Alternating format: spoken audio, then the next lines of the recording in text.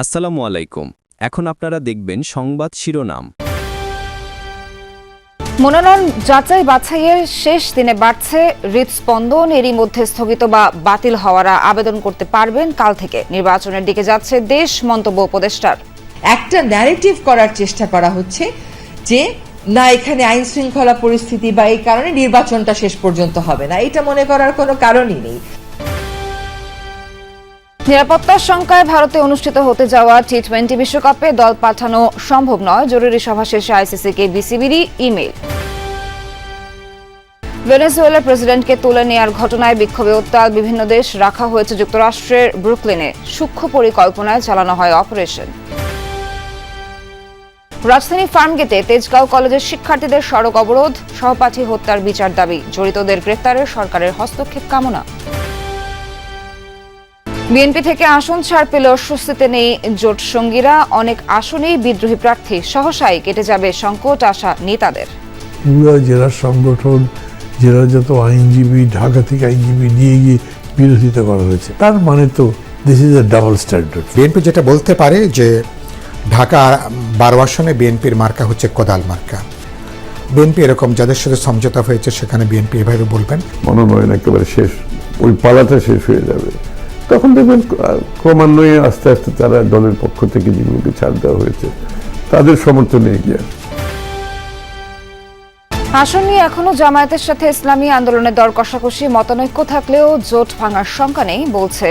আমাদের মধ্যে যতটুকু সমস্যা হয়েছে এয়ারলাইন্সের ব্যাপারে আশা করি সমাধানযোগ্য এবং সমাধান হয়েও যাবে। স্ব অবস্থান থেকে প্রয়োজনীয় ছাড় দিয়ে হলেও ঐক্যটাকে ধরে রাখা এবং আসন সমঝোতাটাকে যাতে সবাই মেনে নেন, এই ধরনের একটা সিদ্ধান্তে পৌঁছার চেষ্টা করব। আসসালামু আলাইকুম। এখন দেখবেন সংবাদ বিস্তারিত। যাচাই বাছাই শেষে ঢাকা জেলা ও মহানগরের 20টি আসনে দাখিলকৃত 238টি মনোনয়নের মধ্যে 75 জন প্রার্থীর মনোনয়ন বাতিল করা হয়েছে। বৈধ ঘোষণা করা হয়েছে 163টি মনোনয়ন।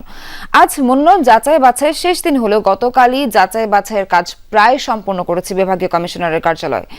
শেষ মুহূর্তে বাকি থাকা কিছু কাজ শেষে বিকেলে আনুষ্ঠানিকভাবে জানানো হবে চূড়ান্ত প্রার্থীদের তালিকা। তবে রিটার্নিং কর্মকর্তা বা সহকারী রিটার্নিং কর্মকর্তার সিদ্ধান্তের বিরুদ্ধে 5 থেকে 9 জানুয়ারি পর্যন্ত নির্বাচন কমিশনে আপিল করা যাবে। 10 থেকে 18 জানুয়ারির মধ্যে আপিল শুনানি ও নিষ্পত্তি হবে। 20 জানুয়ারি প্রার্থিতা প্রত্যাহার করতে পারবেন প্রার্থীরা। এরপর 21 জানুয়ারি চূড়ান্ত প্রার্থী তালিকা প্রকাশ ও প্রতীক বরাদ্দ করা হবে। এরপর দিন 22 জানুয়ারি থেকে 10 ফেব্রুয়ারি পর্যন্ত প্রচার প্রচারণা চালাতে পারবেন। নির্বাচনী পরিবেশ নিয়ে ন্যারেটিভ তৈরির চেষ্টা করা হলেও সুনির্দিষ্ট অভিযোগ নেই রাজনৈতিক দলগুলোর। কাজ করে যাচ্ছে কমিশন, নির্বাচনের দিকে এগিয়ে যাচ্ছে দেশ। এসব মন্তব্য করেছেন তথ্য ও সম্প্রচার উপদেষ্টা রিজওয়ানা হাসান। সকালে সচিবালয়ে এক মতবিনিময় সভায় তিনি বলেন, অন্তর্বর্তী সরকারের মেয়াদের মধ্যে সম্প্রচার এবং সাংবাদিক সুরক্ষা অধ্যাদেশ গঠনের চেষ্টা চলছে। ক্রিকেটার মুস্তাফিজুর রহমানকে আইপিএল এর দেয়া নিষেধাজ্ঞার বিষয়ে উপদেষ্টা রিজওয়ানা বলেন, খেলার মধ্যে রাজনীতি নিয়ে আসা হয়েছে। যে যুক্তিতে মুস্তাফিজকে বাদ দেওয়া হয়েছে তার কোনো ভিত্তি নেই। এক্ষেত্রে ঢাকাও প্রতিক্রিয়া দেখাবে বলে জানান উপদেষ্টা। বলেন, আইনি দিক বিবেচনা করে আইপিএল এর সম্প্রচারের বিষয়ে সিদ্ধান্ত নেওয়া হবে। একটা ন্যারেটিভ করার চেষ্টা করা হচ্ছে যে না, এখানে আইন শৃঙ্খলা পরিস্থিতি বা এই কারণে নির্বাচনটা শেষ পর্যন্ত হবে না, এটা মনে করার কোনো কারণই নেই। সরকার নির্বাচনের একটা ক্লিয়ার রোডম্যাপ দিয়েছে, কাজে নির্বাচনের দিকে দেশ অবশ্যই এগিয়ে যাচ্ছে। কোন যুক্তিতে মোস্তাফিজকে মানা করা হচ্ছে? খেলোয়াড়ই কোনো যুক্তিতে মানা করা হলে তো কোনো ব্যাপার ছিল না। যে যুক্তিতে মানা করা হচ্ছে সেই যুক্তিটা তো আসলে আমরা কোনোভাবেই গ্রহণ করতে পারি না। নিরাপত্তা শঙ্কায় ভারতে বিশ্বকাপ দল পাঠানো সম্ভব না। ভেন্যু সরিয়ে নিতে আইসিসিকে মেইল করেছে বিসিবি। আইপিএল এর চলতি আসরের জন্য 9 কোটি 20 লাখ রুপিতে নিলাম থেকে মুস্তাফিজুর রহমানকে দলে ফেরায় বলিউড তারকা শাহরুখ খানের দল কলকাতা নাইট রাইডার্স। এরপর বেশ কয়েকদিন ধরেই বাংলাদেশি ক্রিকেটারদের নিষিদ্ধের দাবি জানিয়ে আন্দোলন করে আসছিল কট্টর হিন্দুত্ববাদী কয়েকটি সংগঠন। ফলে টাইগারের পেসারের আইপিএল এ খেলা নিয়ে তৈরি হয় অনিশ্চয়তা। এমন পরিস্থিতিতে মুস্তাফিজুর রহমানকে কলকাতা নাইট রাইডার্সের স্কোয়াড থেকে বাদ দিতে নির্দেশনা দেয় বিসিসিআই। সেই নির্দেশনায় সাড়া দিয়ে এবারের আসর থেকে এই কাটার মাস্টারকে সরিয়ে দেয় কেকেআর। এর পরপরই দেশটাতে নিয়ে বিশ্বকাপ খেলা নিয়ে শঙ্কা তৈরি হয়। অবশেষে জরুরি বোর্ড সভা শেষে আইসিসিকে মেইল করেছে বিসিবি। যুক্তরাষ্ট্রের নিউ ইয়র্কে নেওয়া হয়েছে আটককৃত ভেনেজুয়েলার প্রেসিডেন্ট নিকোলাস মাদুরোকে। ধারণা করা হচ্ছে ব্রুকলিনের কুখ্যাত মেট্রোপলিটন ডিটেনশন সেন্টারে রাখা হয়েছে তাকে।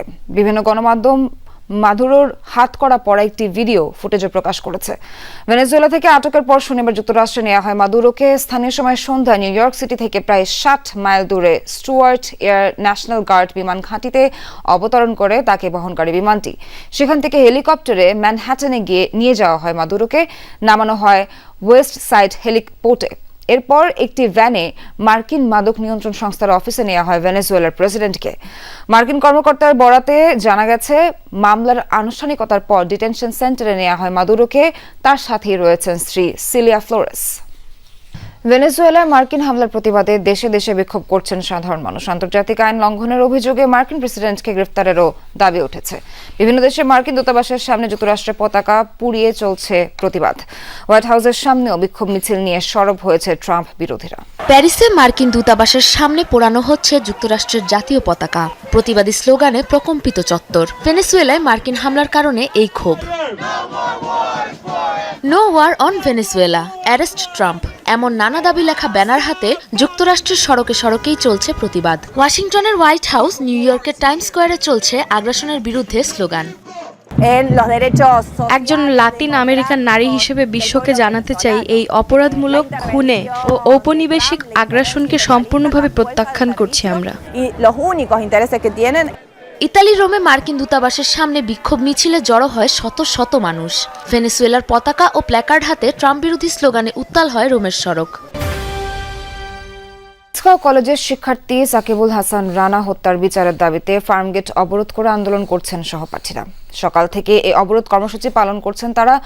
আন্দোলনকারীরা বলছেন, তাদের সহপাঠী সাকিব হত্যার 24 দিন পার হলেও পুলিশ কাউকে গ্রেফতার করেনি।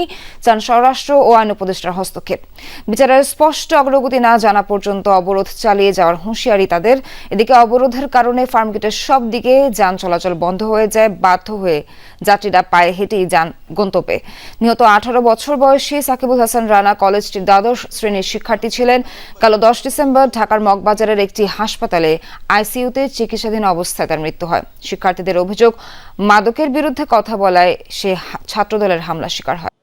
তাদের তো চিহ্নিত করা আসামি, তাদের তো ধরে ফেলার কথা। তখনই পুলিশ দেখলো, পুলিশ তো ধরলো না তাদের। আমাদের আইন ব্যবস্থা সবচেয়ে নিকৃষ্ট মানের আইন ব্যবস্থা।